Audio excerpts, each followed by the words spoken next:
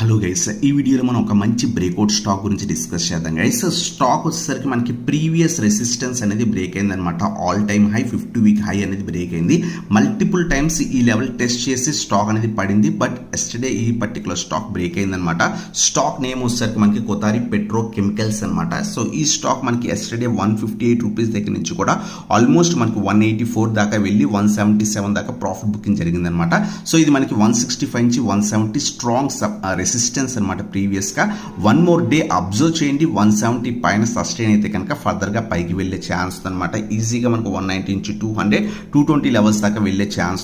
ఒకవేళ ఈ రోజు కనుక ప్రాఫిట్ బుకింగ్ జరిగి 165 బిలో వచ్చేస్తే ఈ పర్టికులర్ స్టాక్ అవాయిడ్ చేయండి గైస్. సో ఇది మనకి కొతారి పెట్రోకెమికల్స్ గురించి. అలాగే ప్రీవియస్ స్టాక్స్ మనం ఎంఎంటీసీ గురించి డిస్కస్ చేసాం. ఎస్టర్డే మనకి ఆల్మోస్ట్ మనకి 12% దాకా కూడా ర్యాలీ ఇచ్చింది. ఎంఎన్టీఎల్ ఆల్మోస్ట్ మనకి ఈ పర్టికులర్ స్టాక్ వచ్చేసరికి 65 నుంచి 92 లెవెల్